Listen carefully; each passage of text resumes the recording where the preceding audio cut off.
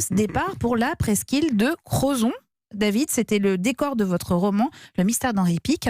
Et Lise, vous nous faites découvrir quel lieu précisément dans cette presqu'île? On va découvrir la nature, on va aller se balader, on va aussi découvrir les minéraux. Bien. On va voir si vous connaissez bien David.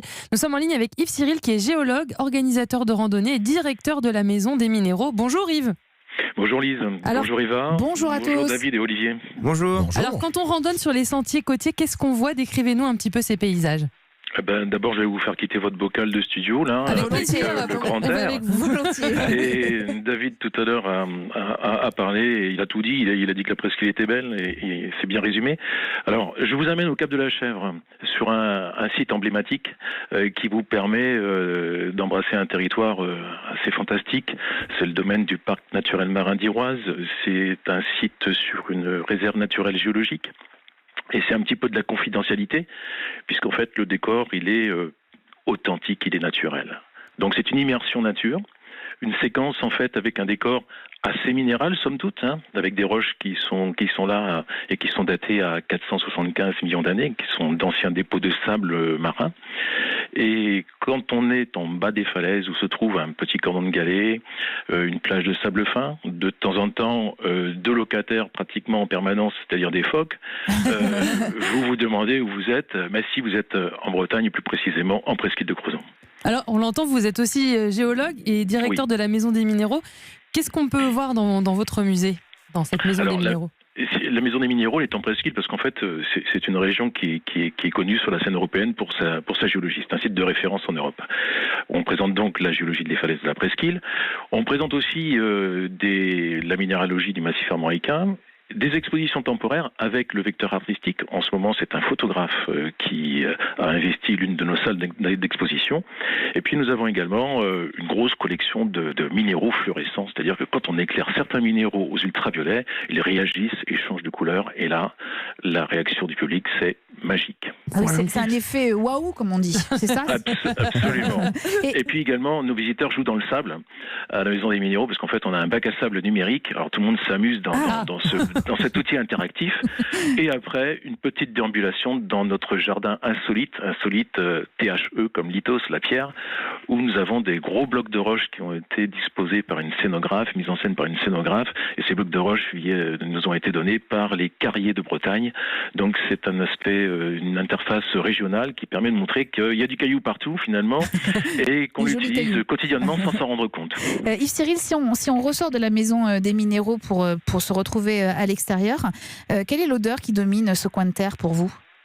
Alors, moi, je garderais le parfum de noix de coco de la fleur d'ajonc. D'accord. C'est un petit peu l'exotisme. Il y a aussi, bien sûr, comme disait tout à l'heure David, les embruns. Bien sûr. C'est évident. L'ambiance, elle est maritime. C'est aussi le petit clin d'œil sur la gastronomie. On va en parler. Oui. Tout à l'heure, vous en parlerez avec les algues, c'est sûr. Mais on a plein de parfums en fait sur cette presqu'île de Crozon. Pour vous, c'est le plus bel endroit du monde?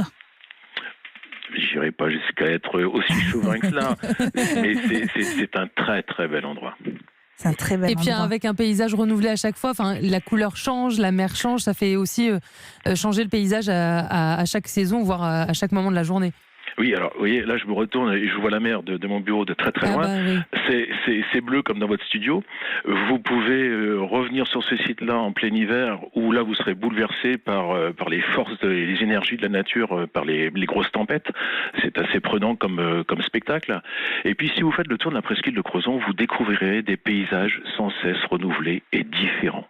Ça donne c'est la géologie qui est, pour bonne partie, responsable de cette grande richesse paysagère. On pourrait changer de bureau. Oui, on attend nos bureaux. On vous prête le studio et on vient chez vous. On échange les bureaux. Je vous invite à venir au Cap faire un petit tour. Et dites-moi, j'ai une dernière question, Yves Cyril. Il y a des phoques toute l'année, tout le temps. On peut les voir tout le temps? Alors, il y a une colonie de phoques assez importante dans l'archipel molenbeek. Et puis donc à partir de cette colonie, les phoques ont colonisé un petit peu les littoraux. Donc on les voit très très très régulièrement sur nos côtes en presqu'île, effectivement. Eh bien écoutez, merci beaucoup Yves Cyril d'avoir été en direct avec nous. On a des bruitages de goélands ou de phoques, je sais pas. Ça ressemble à rien vos bruitages. Robin. C'est un phoque. D'accord. Vous validez que c'était un phoque, ce qu'on vient d'entendre, Yves Cyril? C'est limite, oui. Mais c'est plutôt une otarie, ça. Hein. Oui, voilà. Nous, quand on les voit, on les entend pas. On les regarde et c'est bien. On se fait face. Voilà. Notre réalisateur, il est un peu jeune, vous savez, il fait pas trop la différence entre une otarie et un phoque. On va lui apprendre ça. Merci beaucoup d'avoir été en direct avec nous ce matin sur Europe 1. Je rappelle que vous êtes géologue, organisateur de randonnée et directeur de la Maison des Minéraux. Moi, j'y étais, je sais pas vous les amis, mais ça donne très envie. Complètement. Toutes les infos sont à retrouver sur le site d'Europe 1. Élise, vous postez tout ça sur votre compte Twitter avec le hashtag Europe 1.